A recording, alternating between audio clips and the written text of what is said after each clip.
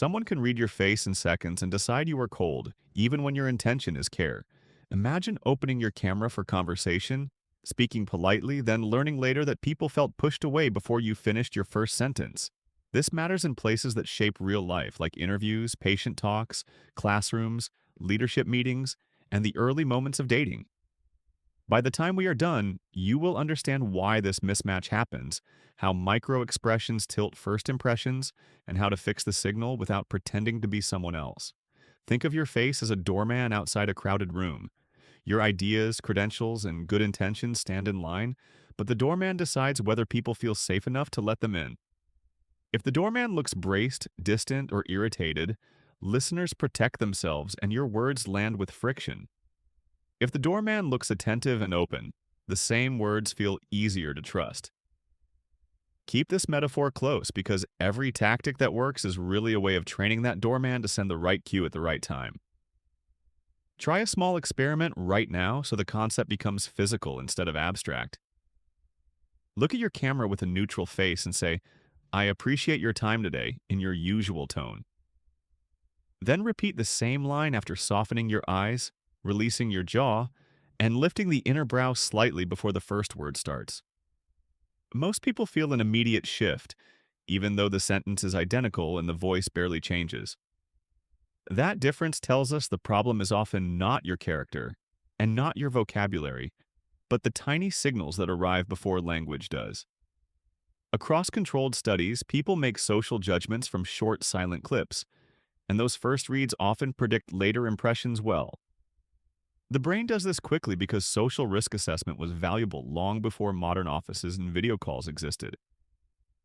Beneath almost every interaction, your listener is scanning for one basic answer, and that answer is whether you are safe to approach in this moment. If your facial timing says maybe not, your best argument starts uphill and your calm tone can still feel sharp. In a minute, we will correct the biggest myth, which is that warmth means smiling all the time. Camera conditions quietly make this harder than face-to-face conversation. Lenses flatten depth, lighting deepens shadows around the eyes, and compressed video removes subtle motion that normally softens expression in person. A face that feels neutral in your mirror can look tight or dismissive on screen, especially when fatigue is high. Then people fill the missing emotional information with their own assumptions, and those assumptions are often harsher than reality. The doorman did not become cruel, but the channel dropped signal and everybody guessed.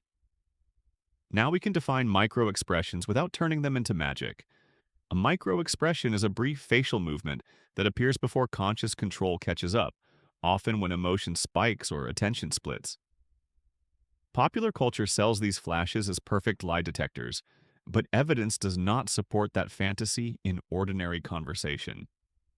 What evidence does support is simpler and more useful.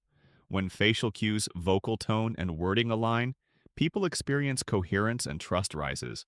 When cues conflict, people feel uncertainty and start defending themselves almost immediately. A short story makes this clearer than theory alone. A clinician named Maya began giving more family updates by video during a demanding stretch, and she kept hearing that she sounded clear but emotionally far away. She cared deeply, yet under pressure her lips pressed between sentences, her gaze dropped to notes during hard moments, and her face flattened right when she meant to show concern. She changed only a few habits and saw a fast shift in response. Before difficult lines, she took one complete breath, looked into the lens during the emotional core of the message, and allowed a small concern cue in her brow instead of suppressing it. Families described her as warmer and more trustworthy, even though her medical explanation stayed almost the same. If part of you worries this sounds fake, that concern is fair and important. Faking means manufacturing emotion you do not feel, while skillful signaling means reducing static, so your real intention is visible in time. It is more like cleaning a foggy window than painting a false picture on the glass. People who look cold on camera are often not unkind people. They are people whose visible cues arrive late or disappear under stress. That is good news because timing can be trained. Run a second experiment and keep the words unchanged so only delivery changes. Say, I hear what you are saying once while rushing into speech before your face settles. Then say it again after letting your expression arrive first for half a beat with a softer onset and a relaxed jaw. Listeners usually describe the second version as both kinder and more confident. Nothing about your intelligence changed between attempts.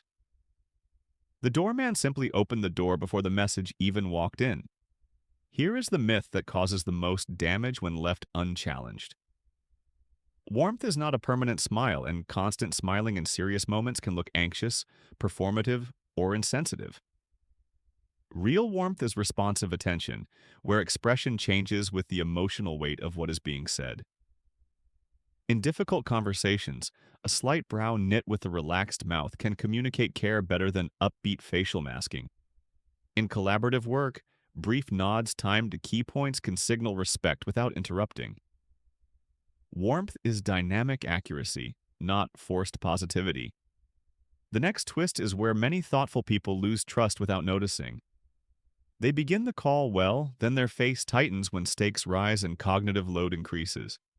The voice says curiosity while the eyes narrow, or the words offer support while the jaw locks, and listeners feel contradiction even if they cannot name it. This is why someone can call you judgmental when your language was careful and fair. The emotional math stopped adding up, so the doorman looked unpredictable. The fix is a tiny reset ritual before your high-stakes lines. That reset can happen invisibly in real time. Let your tongue drop from the roof of your mouth. Release your lower jaw, widen your visual focus, and complete your exhale before the next key sentence. Unfinished breath often makes the face look braced for conflict, even when your intent is collaboration. These adjustments reduce threat cues while preserving clarity and authority.